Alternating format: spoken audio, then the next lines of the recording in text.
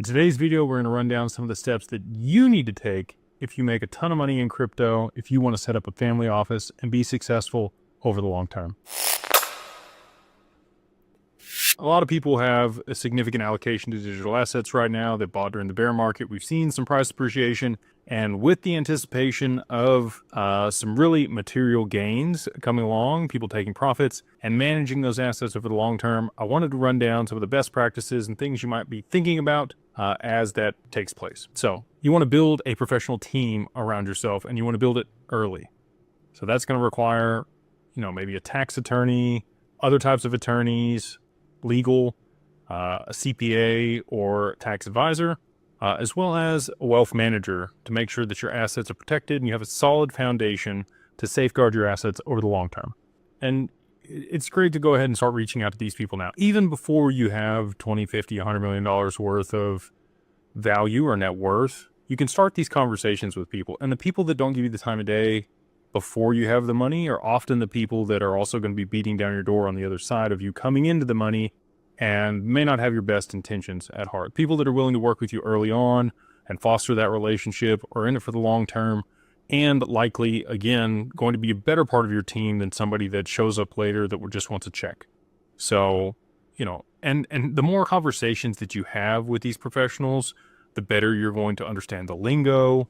Interviewing these people is what you're doing when you're having these conversations early on to make sure that they're going to be a good fit culturally with your family, with their alignment and values, their core values and what they want to accomplish, where they see themselves helping their clients over the long term. All these things are stuff that you want to ask when you're interviewing these professionals that you might be working with in the future. If they start telling you about quick ways to save money with, tax credits or things that seem too good to be true, or if they want to oversell themselves, just take all that with a grain of salt. They may or may not be the person you want to work with. But again, like the old adage says, anything that's too good to be true usually is. So if they're quick to tell you why they're better than everybody else or poo-poo their competitors, probably not the best person to be working with. You want people that are honest, that have integrity.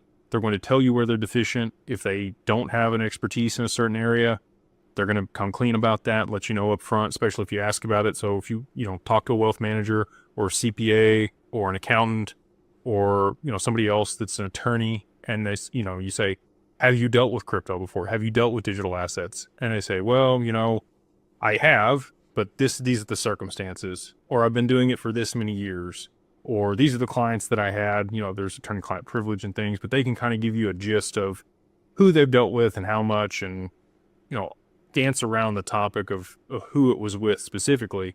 But you want to know that they are competent and capable and have dealt with it in the past, especially when you're interviewing.